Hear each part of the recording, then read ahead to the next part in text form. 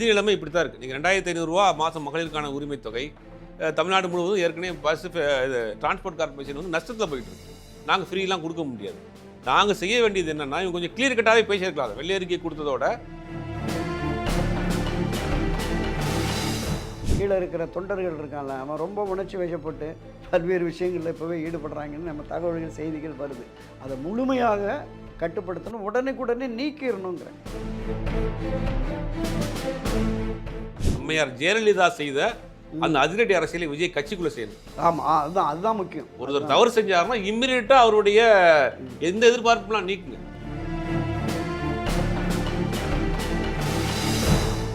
அரசியல் ரீதியாக கடுமையான விமர்சனங்களை முன்வைத்தாலும் பாஜக கொண்டு வந்த பல திட்டங்களை ரகசியமாக நிறைவேற்றிட்டு தான் இருந்தாங்க. தேசிய கொள்கையாகட்டும், அங்கிருந்த நாடாளுமன்ற உறுப்பினர்கள் உயர்ந்த பொறுப்பு என்பது மக்களுக்கு சேவை செய்வதற்கு தான் அது நமக்கு பயன்படுது. ஒரு துறையை முழுமையாக புரிந்து கொள்வதற்கு ஒவ்வொரு முறையும் அவர் செய்யணும் கூப்பிடணுங்கிறத விடவும் அங்கே போகிற போது அவருடைய சபார்டினேட்ஸ் அங்கே இருப்பாங்க.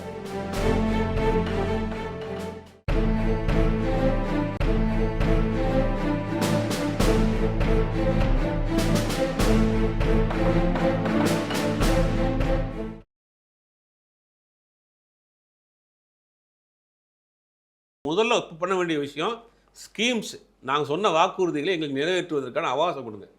நிதி நிலைமை இப்படி தான் இருக்குது. நீங்கள் 2500 மாதம் மகளிருக்கான உரிமை தொகை தமிழ்நாடு முழுவதும் ஏற்கனவே பஸ் இது டிரான்ஸ்போர்ட் கார்பரேஷன் வந்து நஷ்டத்தில் போயிட்டு இருக்கு. நாங்கள் ஃப்ரீலாம் கொடுக்க முடியாது. நாங்கள் செய்ய வேண்டியது என்னென்னா, இவங்க கொஞ்சம் கிளியர் கட்டாகவே பேசியிருக்கலாம். வெள்ளை அறிக்கை கொடுத்ததோட இவ்வளோ லீக்கேஜஸ் இருக்குது, இதை நாங்கள் சரி பண்ண போகிறோம். இந்த லீக்கேஜஸ் சரி பண்ணிவிட்டு பொருளாதாரத்தை நாங்கள் உயர்த்திட்டு நாங்கள் சொன்ன தேர்தல் வாக்குறுதியை கொடுப்போம். நாங்கள் தேர்தல் வாக்குறுதியை நிறைவேற்றுறதுக்காக ஒன்றும் கடன் வாங்க முடியாது.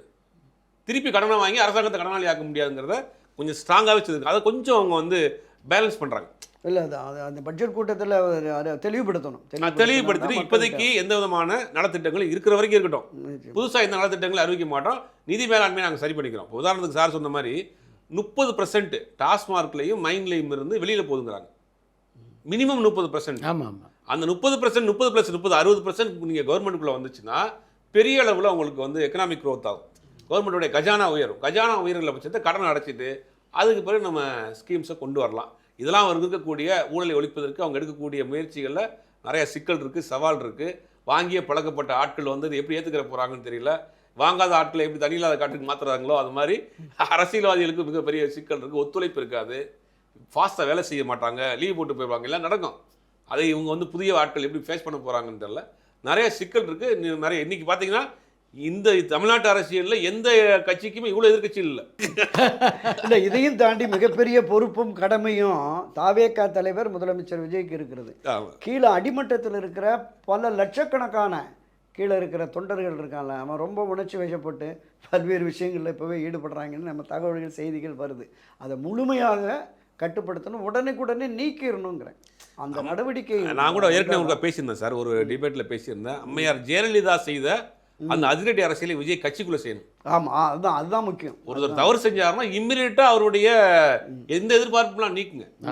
அவரை நீக்குங்க, கட்சியை விட்டு நீக்குங்க, நடவடிக்கை எடுங்க, லீகலாக ஆக்ஷன் எடுங்க அவர் மேலே. அதெல்லாம் செய்யணும். இந்த சொன்ன மாதிரி எந்த கட்சிக்கும் இல்லாத ஒரு சிறப்பு எதிர்கட்சிகள் இந்த கட்சிக்கு இருக்கு. திமுக இருக்கிறாங்க, அதிமுக இருக்காங்க. இவர் ஒரு சம்பந்தம் வந்துருச்சுன்னா வச்சுங்க, நாயனா ஒரு பேட்டி கொடுக்குறாரு, இந்த பக்கம் திமுக தலைவர் கொடுக்குறாரு, அதிமுக தலைவர் கொடுக்குறாரு, அமமுக தலைவர் கொடுக்குறாரு, இந்த கூட்டணியில் இருக்கவங்களும் விமர்சிக்கிறாங்க. அப்படிங்கும் போது இது எல்லாமே உங்களுக்கு ஒரு பெரிய சேலஞ்ச், மிகப்பெரிய சவால். அது புதியவர்கள், அனுபவம் இல்லாதவர்கள் இந்த சவாலை சமாளிக்கணும், ஊழலை ஒழிக்கணும், அதிகாரிகளோட ஒத்துழைப்பு கொடுக்கணும், மக்களை திருப்திப்படுத்தணும், சொன்ன வாக்குறுதியை காப்பாற்றணுங்கிற நிறைய அடுக்கடுக்கான சவால்கள் இருக்குது. இப்போ அதை சரியாக செய்யறதுக்கான ஒரு முயற்சி எடுத்துருக்காங்க. பொறுத்திருந்து தான் பார்க்கணும். இப்போ முன்னாள் சபாநாயகர் ஒரு பண்பலைக்கு ஒரு பேட்டி கொடுத்துருந்தார். அப்போ நிருபர்கிட்ட கேட்குறார், நீங்கள் இவ்வளோ நலத்திட்டங்கள்லாம் கொண்டு வந்தீங்கன்னு சொல்கிறீங்க, அப்படி இருந்தீங்க எதனால் வெற்றி வாய்ப்பு இழந்தீங்க?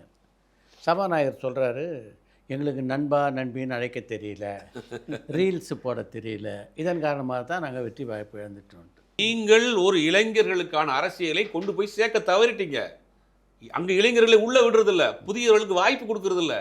ஒரு குடும்பத்தின் பிடியில் இருக்கீங்க. மாவட்ட செயலாளர் அவருக்கு இல்லை, ஒன்றிய செயலாளர் அவருக்கு இல்லை, ஒரு புதிய ஆட்களுக்கு வேணாம் வாய்ப்பே கொடுக்கலையே. எப்படி அந்த கட்சி வளரும்? திமுகவும் சரி அதிமுக ரெண்டு கட்சியும் அதான் பண்ணுறீங்க. இளைஞர்கள் அரசியலுக்கு வரணும்னா நீங்கள் 50 வயசுக்கு மேலே இருக்கணும். நீ வந்து அந்த கரகரப்பான குரலில் பேசணும், அடுக்குமொழி வசனம் பேசணும், முடன்னு சட்டை போட்டிருக்கணும், இப்படி இருந்தால் தான் அரசியலுக்கான குவாலிஃபிகேஷன் வச்சுருக்கீங்க. அப்போ அதையும் மீறி ஒரு இளைஞர் ஒரு அரசியல் பேச அவனுக்கு என்ன தெரியும்? உனக்கு அரசியல் தெரியுமான்னு அவனை கேட்டதுனால அவன் கோபத்தில் வேறு பக்கம் போயிட்டான். ஒரு 50 வருடத்தில் உருவாக்கி அண்ணா ஆரம்பித்ததனுடைய நோக்கத்தை நீங்கள் மிஸ் பண்ணிட்டீங்களே.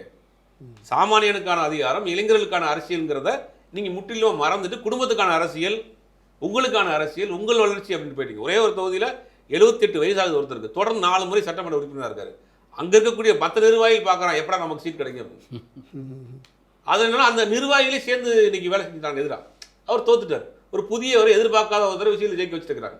அப்போ இந்த வெறுப்பு தான் வந்து மக்களுக்கு வந்து ஒரு மாற்றத்தை ஏற்படுத்தியிருக்கு. இதை வந்து உணர்ந்து சரி செய்யணும். கட்சி நம்ம எங்கே மிஸ் பண்ணியிருக்கிறோம், யாருக்கு வழிவிடாமல் வச்சுருக்கிறோம், யாரை அடைச்சி வச்சுருந்தோம், யாருக்கான இடத்த கொடுக்கலங்கிறத நீங்கள் யோசித்து அதுக்கான ஏற்பாடுகளை பண்ணுறதை விட்டுட்டு எங்களுக்கு வந்து ரவிங் பேச தெரியல, எங்களுக்கு வந்து வைப் பண்ண தெரியல, இன்ஸ்டாகிராமில் ஜெயிச்சிட்டாங்க அப்படின்னு சொல்கிறது வந்து இன்னமும் அவர்கள் அப்டேட் ஆகாமல் இருக்கிறாங்க. அவருடைய தோல்வியை இன்னமும் புரிந்து கொள்ளாமல் இருக்கிறாங்க. இது மேலும் மேலும் அவர்களுக்கு பலவீனம் தான் கொண்டு போய்விடும். இது மக்கள் மத்தியில் அவங்க மேலே மேலும் கோபத்தை தான் ஏற்படுத்தும். நாம் ஒரு மாற்றத்தை விரும்பினா அதை ஏற்காமல் இப்படி பேசுகிறாங்களே அப்படிங்கிற போது இன்னும் கோபம் தான் ஏற்படும். புரிந்து கொள்வோம், கழகங்கள் புரிந்து கொள்ளும் என்று நம்புவோம். திமுக பொறுத்த வரைக்கும் கணிசமான எம்பிக்கள் அவங்கக்கிட்ட இருக்காங்க. அதனால் பாரதிய ஜனதா கட்சி அவங்களோடு நெருங்குவதற்கான வாய்ப்புகள் இருப்பதாக பல விமர்சகர்கள் சொல்கிறாங்க. வாய்ப்பு இருக்கா? இருக்கிறதுக்கு வாய்ப்பு இருக்குது சார். நீ அடுத்தவங்க அரசியல் பண்ணி ஆகணும்ல. அரசியல் பண்ணுவதற்கான ஒரே சாய்ஸ் வந்து பாஜக தான். காங்கிரஸ் அவங்கள்ட்ட இல்லை, காங்கிரஸோடு உறவு இல்லைங்கிற நிலைக்கு போயிட்டாங்க. ஒரு எதிர்ப்பு மனநிலைக்கே போயிட்டாங்க. இந்தியா அலையன்ஸோடைய அந்த மீட்டிங் நடக்கிறப்ப அவங்க எதிர்த்து பேனரே வச்சுட்டாங்க, டெல்லியிலேயே எதிர்ப்பு காமிச்சிட்டாங்க. அப்போ அவர்களுக்கு அரசியல் அகில இந்திய அளவில் அரசியல் செய்கிறதுக்கு பாஜகவோடு தான். இங்கே ஏற்கனவே பாஜகவோடு நம்ம இருந்த ஆழ்த்தனா 99 குறைந்தபட்ச செயல் எடுத்ததை போட்டுட்டு அது மாதிரியான ஒரு முயற்சி எடுக்கிறதுக்கு வாய்ப்பு இருக்குது. அதை உடனே செய்வாங்களாங்கிறது தெரியல. எனக்கு ஒன்றும் தேர்தலுக்கான கால அவகாசம் இருக்குது. உள்ளாட்சிகளில் செய்ய மாட்டாங்க. நாடாளுமன்ற தேர்தல் வரப்போ அந்த மாதிரியான ஒரு காமன் ப்ரோக்ராம் மாதிரியான ஒரு விஷயங்களை போட்டுட்டு அவங்க அடுத்த அரசியலை கொண்டு போவாங்கன்னு தான் தோணுது. கடந்த 5 ஆண்டுகளாகவே திராவிட முன்னேற்ற கழகம், ஒன்றிய அரசு, பாசிச அரசு, பாஜக அரசு என்று அரசியல் ரீதியாக கடுமையான விமர்சனங்களை முன்வைத்தாலும் பாஜக கொண்டு வந்த பல திட்டங்களை ரகசியமாக நிறைவேற்றிட்டு தான் இருந்தாங்க. தேசிய கொள்கையாகட்டும், அங்கிருந்த நாடாளுமன்ற உறுப்பினர்கள் திருமதி கனிமொழி ஆகட்டும், ராசா, டிஆர் பாலு, ஜெகத் எல்லோருமே திராவிட முன்னேற்ற கழகத்தை சேர்ந்த மூத்த எம்பிக்கள் பூரா அங்கே பாரதிய ஜனதா கட்சியினுடைய அமைச்சர்கள் அங்கே இருக்கிற தலைவர்களோடு மிக நெருக்கமாக தான் இருந்தாங்க. தமிழ்நாடு அரசியல் வேற, தமிழ்நாட்டு அரசியலுக்கு பாஜகவுடைய எதிர் நிலைப்பாட்டை எடுத்தால் தான் நாங்கள் அங்கே முடியும் அப்படிங்கிற ஒரு இணக்கமான போக்கு அங்கே இருந்ததுங்கிறது நம்ம டெல்லி வட்டார பத்திரிகையாளர்கள் கொடுக்குற தகவல்களாகவே இருக்குது. அதனால் சகோதரர் சொன்ன மாதிரி எதிர்காலத்தில் 2029 வருகிற பொழுது இப்போவே அந்த அமைச்சரவை மாற்றம் வருகிற பொழுது திமுக சம்மதிச்சா ஒரு 2-3 பேருக்கு அமைச்சர் பதவி கொடுக்கலாம் அப்படிங்கிற மாதிரி ஒரு தாட் அங்கே இருக்குது. இப்போ டிஆர் பாலு போன்றவர்கள், ஜெகத் போன்றவர்கள், தயாநிதி ராஜா, கனிமொழி போன்றவர்கள், இவங்க எல்லோருக்குமே அந்த எண்ணம் இருக்குது.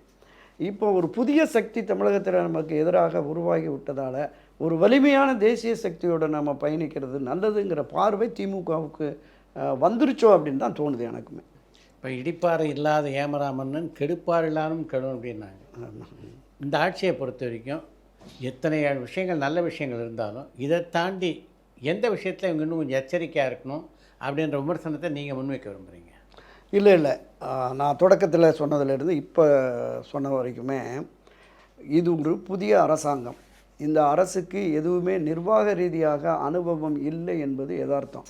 சட்டமன்றத்தில் திரு கே.ஏ. செங்கோட்டையன், சபாநாயகர் ஜே.சி.டி. பிரபாகர் இவரை தவிர்த்து அத்தனை பேருமே புதுமுகங்கள். அமைச்சர்களாக இருக்கிற 34 பேரும் புதுமுகங்கள், 100க்கும் மேற்பட்ட புதிய சட்டமன்ற உறுப்பினர்கள். அப்போ இவங்களுக்கு அந்த அணுகுமுறை, பேரவை அணுகுமுறை, ஆட்சி அதிகாரத்தினுடைய அணுகுமுறை எப்படிங்கிறத இன்னும் பயிற்சி பெற வேண்டும். அந்த பயிற்சி என்பது அரசு ரீதியாக இப்போ ஒரு பெரிய மாற்றம் வந்திருக்குன்னு நான் கடந்த ஒரு வாரம் 10 நாளாகவே பார்த்தேன். அமைச்சர்களை தேடி தான் செயலர்கள் வருவாங்க, துறை செயலாளர்கள் வருவாங்க, அவங்களோட டிஸ்கஸ் பண்ணிட்டு தான் போவாங்க. ஆனால் இன்றைய இளம் அமைச்சர்கள் செயலர்களை தேடி அவங்க அலுவலகத்தில் உட்காந்து இந்த விஷயங்களை கிரகிக்கிறாங்க, ஒவ்வொரு துறை கிட்டத்தட்ட 51 துறை, 51 துறைக்கும் 35 அமைச்சர் இருக்குது. ஒரு 7-8 துறை முதலமைச்சர்கிட்ட இருக்குது, மற்ற துறைகள். அப்போ இந்த துறை வாரியாக அந்த துறையினுடைய முழுமையான விஷயத்தை உள்வாங்கிறதுக்கு குறைஞ்சபட்சம் 6 மாதம் ஆகும். அப்போ அந்த பயிற்சி என்பதை இவர்களே தேடி சென்று பண்ணுறாங்க. ஒரு சீனியர் முன்னாள் அமைச்சர் என்கிட்ட பேசினார். நான்லாம் பெல்லை அடித்தா சீனியர் பிஏ வருவான், செக்ரட்டரியை வர சொல்லணும்னா ஃபைலை தூக்கிட்டு செக்ரட்டரி வருவான். இந்த பசங்க அங்கே போய் உட்கார்றானுங்க, அசிங்கமாக இருக்குப்பா. ஜனநாயகத்தில் வெற்றி பெற்று அமைச்சருங்கிறது எவ்வளோ பெரிய இது. இவன் பாட்டில் இவன் போய் அங்கே நின்று பேசியிருக்கான். இது ஒரு பெரிய மாற்றமாக இருக்குது. உயர்ந்த பொறுப்பு என்பது மக்களுக்கு சேவை செய்வதற்கு தான் அது நமக்கு பயன்படுது. ஒரு துறையை முழுமையாக புரிந்து கொள்வதற்கு ஒவ்வொரு முறையும் அவர் செய்யணும் கூப்பிடணுங்கிறத விடவும் அங்கே போகிற போது அவருடைய சபார்டினேட்ஸ் அங்கே இருப்பாங்க. JS joint secretary, additional secretary, under secretary, SO அப்படின்னு இருப்பாங்க. அப்போ பரவலாக அவங்கள்ட்ட கலந்துரையாடுகிற பொழுது துறையினுடைய முழுமையான விஷயங்களை கிரகிக்க முடியும். அதை கிரகிக்கணும், முழுமையாக கிரகிக்க வேண்டும். அப்போ தான் நம்ம ஒரு விஷயத்தை கொண்டு போகணும். என்னை பொறுத்தளவில் இந்த கடந்த ஒரு வார காலம் நடந்த சபை நடவடிக்கைகளை பார்க்குற போது ஆதவ் அர்ஜுனா, ராஜ்மோகன் செய்தித்துறை அமைச்சர், ராஜ்மோகன் உணவுத்துறை அமைச்சர், ரமேஷ் செய்தித்துறை அமைச்சர், எல்லாமே புதியவர்கள் என்கிற நிலையை தாண்டி ஒரு பக்குவத்தோடு விஷயங்களை கையாளுகிற அந்த இது பார்த்தேன். ஸோ அந்த முயற்சி பயிற்சியால் வரும். முயற்சி பயிற்சி இது எல்லாமே தொடர்ந்து எடுக்கணும். அப்படி எடுத்து வருகிற பொழுது நிச்சயமாக இந்த ஆட்சி ஒரு சரியான திசை வழி போகும். இதை தாண்டி கட்சியினரை கட்டுப்படுத்தணும். அதுதான் பெரிய அளவில். இப்போ கடந்த பல வலைத்தளங்களில் வாரதழ்களில் அந்த பாலியல் தொடர்பான விஷயங்களில் தாவேக்காவுடைய ஒன்றிய செயலாளரும் பல விஷயங்கள்லாம் இருக்குது அப்படின்னு. இது ஒரு ஒரு ஒரு ஒரு குடம்பாலில் ஒரு துளி விஷம் கலந்தால் எப்படி இதாகிடுமோ அது மாதிரியான நிலைமை வந்துடும். அதனால் தொடக்கத்திலேயே இதை கட்டுப்படுத்தணும், முழுமையாக கட்டுப்படுத்த வேண்டும். இந்த 2 விஷயங்களையும், ஆட்சி அதிகாரத்தை கொண்டு செலுத்துவதற்கான முறை, இங்கே கட்டுப்படுத்துவதற்கான முறை, புதிய சக்தியாக இன்றைக்கி நிறைய அரசியல் சக்திகள் அதிமுகவிலிருந்து சாரியாக வர்றாங்க. அவர்களை முறைப்படுத்தி சரியாக பொறுப்புகள் அந்தந்த பகுதிகளில் யாருக்கெல்லாம் என்னென்ன பொறுப்புகள் கொடுத்து கட்சி கட்டமைப்பையும் தாவேக்காவுடைய கட்டமைப்பையும் வலுப்படுத்தினால் நிச்சயமாக நல்ல எதிர்காலம் இருக்குது அப்படிங்கிறது தான் என்னோட பார்வை. இல்லை, நிறையா சவால்கள் இருக்குது சார். அதாவது இந்த சார் சொன்ன மாதிரி அந்த கட்சி நிர்வாகிகள் பூரா இளைஞர்களாக இருக்காங்க, புதியவர்களாக இருக்கிறாங்க. அந்த கடைக்கோடியில் இருக்கக்கூடிய ஒரு சிறு பதவியில் இருக்கக்கூடிய ஒரு தவறு செஞ்சால் கூட ஒட்டுமொத்த அந்த ஆட்சிக்கு கேட்ட பேர். ஆமாம், நீங்கள் பார்த்தீங்கன்னா எல்லா கட்சிகளும் எதிர்கட்சியாக நான் மாறி நிற்கிறாங்க அவங்களுக்கு. ஆமாம். அப்போ அதை கட்டுப்படுத்துறதுக்கு கட்சியினுடைய கட்டமைப்புகளை ஸ்ட்ராங் பண்ணணும். ஒரு மண்டல லெவலில் பொறுப்பு போகணும், மாவட்ட லெவலில் பொறுப்பு போகணும். அவரின் கீழே அவர்களை கண்காணிக்கணும். கண்காணித்து தவறுகள் செய்கிற பட்சத்தில் அவர் மீது கடுமையான நடவடிக்கை எடுக்கணும். ஆட்சி நிர்வாகத்தை பொறுத்த வரைக்கும் சார் சொன்ன மாதிரி டிரான்ஸ்பரண்டாக கொண்டு போகணும்னு நினைக்கிறாங்க. அதிகாரிகளோடு இணக்கமாக இருந்து அதிகாரிகள் சொல்வதை முழுவதுமாக உள்வாங்கிடவும் கூடாது. அங்கேயும் அதுவும் சிக்கல் இருக்கு. இப்போ அதை இவங்க அதிகாரிகள் சொல்கிறத கேட்டுட்டு நம்ம ஆட்சி எந்த ஐடியாலஜிகளில் கொண்டு போகிறாங்கிற டிஸ்கஷனையும் கொண்டு வரணும். ஒரு சீனியர் அந்த ஐடியாலஜியும் அவங்க எடுக்கணும். இந்த சவால்கள்லாம் இருக்குது. அதை தாண்டி இவங்க எதை நோக்கி இந்த அரசியலை கொண்டு போகணும்னு நினச்சிருக்காங்களோ அந்த விஷயத்தில் சரியாக இருக்கும். நாங்கள் பெரியார், அண்ணா, அம்பேத்கருங்கிற தமிழ்நாட்டுக்கு சூட்டபுளான அந்த ஐடியாலஜிகளை அந்த கவர்மெண்ட்டை கொண்டு போகணுங்கிறதுல அதில் சின்ன மிஸ்டேக் வந்தால் கூட அதையுமே எதிர்க்கட்சியில் அரசியல் பண்ணுவாங்க. இப்போ அதுக்கு ஒரே உதாரணம்ங்கிறது இந்த டெல்லி சிறப்பு பிரதிநிதியை போட்டது தான். அவர் பாஜக பின்புலத்திலிருந்து வந்திருக்கிறாரு, அவர் பாஜக தொடர்பில் உள்ள நபருங்கிற மாதிரி நிறைய செய்திகள் அவரை பற்றி போகுது. ஆனால் அவரை நியமித்ததில் அவங்க மௌனம் கேட்குறாங்க. ஆனால் அவருக்கு வெளியிலிருந்து ஆதரவு கொடுக்கக்கூடிய கம்யூனிஸ்ட் கட்சியில் அதை எதிர்க்கிறாங்க. இந்த மாதிரியான விஷயங்களில் இது அவரே ஒரு நண்பராக இருக்கிறார், அவருக்கு வேண்டப்பட்டவராக இருக்கார், அவர் நம்பிக்கைக்குரிய நபராக இருக்கார். அவருக்கு வேறு ஏதாவது பதவி கொடுக்கலாம், வேறு ஏதாவது பொறுப்பு கொடுக்கலாம். ஆனால் டெல்லி சிறப்பு பிரதிநிதி அப்படிங்கிறது ஒரு மாநில அரசினுடைய ஒட்டுமொத்த முகமாக டெல்லியில் இருக்கக்கூடியவர். அப்போ தமிழ்நாட்டை சேராத ஒருத்தர் கொடுக்குங்கும் போது அது பொதுமக்கள் மத்தியில் அது பெரிய விமர்சனமாகும். இல்லை, அது எவ்வளோ பெரிய பொறுப்புன்னு கேட்டிங்கன்னா, இன்றைக்கி இப்போ பட்ஜெட்டில் பல்வேறு புதிய திட்டங்கள் வரும். மத்திய அரசின் நிதியுதவியோடு செயல்படுத்த வேண்டிய பல திட்டங்கள் இங்கே இருக்குது. அப்போ இந்த திட்டங்களினுடைய தேவை என்ன, இதுக்கு எவ்வளோ நிதி தேவை, இதெல்லாம் துறை வாரியான மத்திய அமைச்சர்கள்ட்ட டெல்லி சிறப்பு பிரதிநிதி போய் கோரிக்கை வைக்கணும். இதெல்லாம் எங்கள் மாநிலத்துக்கு வேணும். இன்னொன்று, இங்கே இருக்கிற வாழ்வாதார ஜீவாதார பிரச்சனைங்கிற அந்த காவிரி பிரச்சனை, மீனவர்கள் பிரச்சனை, இந்த மாதிரியான பிரச்சனைகளுக்கு தீர்வுங்கிற போது டெல்லி சிறப்பு பிரதிநிதி தான் அங்கே ரெப்ரசன்டேஷனாக இருந்து எடுத்து அதை இங்கே உள்ள அதிகாரிகள்கிட்ட கலந்து பேசி இந்த அதிகாரிகளுடைய ஃபீட்பேக்கை வாங்கி அங்கே சொல்லணும். இப்போ இது இங்கே தமிழகத்தின் நலனை தெரிந்த குறைந்தபட்சம் தமிழ்நாட்டில் இருக்கிற ஒரு மூத்த அரசியல்வாதியோ அல்லது தாவேக்காவில் பயணிக்கிற இவங்களுக்கு அரசியல் வியூகம் வகுத்து கொடுத்தவங்க கூட இருக்காங்க, திறமையான ஆட்கள் இருக்காங்க. கட்சியிலையும் இருக்கிறாங்க. அப்போ அப்படிப்பட்டவர்களை டெல்லி சிறப்பு பிரதிநிதின்னு போட்டேன்னா ஒரு பாலமாக இருக்கும். அந்த நிலைப்பாடு இருக்கணும். இன்னொரு பெரிய சவால் என்னென்னா, கிட்டத்தட்ட 90-100 பேர் எதிர்க்கட்சியாக இருக்காங்க. திமுக எல்லாமே சட்டமன்றத்தில். இந்த பட்ஜெட் கூட்டத்தொடர் என்பது இந்த மாதம் ஜூலை இறுதியில் வரும். வந்தால் குறைந்தபட்சம் பட்ஜெட் தாக்கல் பண்ணி அதன் மீதான பொது விவாதம் ஒரு 4 நாட்கள் நடக்கும். அந்த பொது விவாதத்திற்கு நிதியமைச்சர் பதில் சொல்லி முடிச்சுடுவார். அதற்கு பிறகு துறைவாரியான மானிய கோரிக்கை வருகிற பொழுது நிறைய எதிர்கொள்ள வேண்டிய சவால்கள் நிறைய இருக்குது. ஏன்னா அங்கே இருக்கிறவங்க எல்லாருமே முன்னாள் அமைச்சர்கள், முன்னாள் எம்பி, முன்னாள் எம்எல்ஏன்னு அனுபவம் மிக்கவர்களாக இருப்பார்கள். அதை எதிர்கொள்வதற்கு தான் இப்போ நான் சொன்ன விஷயத்த சொன்னேன். துறை வாரியாக அமைச்சர்கள் போய் தெளிவாயிடணும். இந்த துறையில் மொத்தம் இந்த துறைக்கான ஒதுக்கீடு, நிதி ஒதுக்கீடு என்ன திட்டங்கள் செயல்பாட்டில் இருக்குது, என்ன திட்டத்துக்கு நிதி இருக்கிறோம், எந்தெந்த திட்டம் பாதியில் நிறுத்திட்டாங்க, கடந்த ஆட்சி கொண்டு வந்த திட்டங்களில் எதுகளெல்லாம் குறைபாடுகள் இருக்குது, இந்த விஷயங்களை பூரா ஒரு தனி ஃபைலாக எடுத்துகிட்டு போய் சட்டமன்றத்தில் உட்கார்ந்தாதான் அவங்க எதிர்க்கிற அந்த கேள்விகளுக்கும் பதில் சொல்ல வேண்டும். அதற்கும் தங்களை தயார்படுத்தி கொள்ள வேண்டும், முதலமைச்சர் உட்பட எல்லோரும். சிறப்பு பிரதிநிதி, டெல்லி சிறப்பு பிரதிநிதியை பொறுத்த வரைக்கும் முதல்ல அதிமுக கட்சியில் ஒரு ரப்பர் ஸ்டாம்ப் மாதிரி தான் இருந்தாங்க. பெருசாக அவங்களுடைய செயல்பாடு, ஏன்னா அங்கே இருக்கக்கூடிய சீனியர் எம்பி தான் அதை பண்ணிட்டு இருந்தார். கட்சியினுடைய முக்கிய நிர்வாகியாக எம்பியாக இருப்பார். அவங்க தான் அதை கம்யூனிகேட் பண்ணிட்டு இருப்பாங்க. இவங்க டெல்லியில் வந்து தமிழ்நாடு ஹவுஸ்க்கு போவாங்க. சரி, செக்ரட்டரியில் அவங்களுக்கு ரூம் கொடுத்துருப்பாங்க. ஒரு ஒரு ஒரு மாதிரி ரப்பர் ஸ்டாம்ப் போஸ்டிங் மாதிரி தான் இருக்குது. ஆனால் இப்போ முழுவதுமான பொறுப்புள்ள போஸ்டிங்காக மாறி, அதுதான் நான் சொன்னேன், மிக மிக முக்கியமான பொறுப்புள்ள போஸ்டிங்காக மாறிடுச்சு.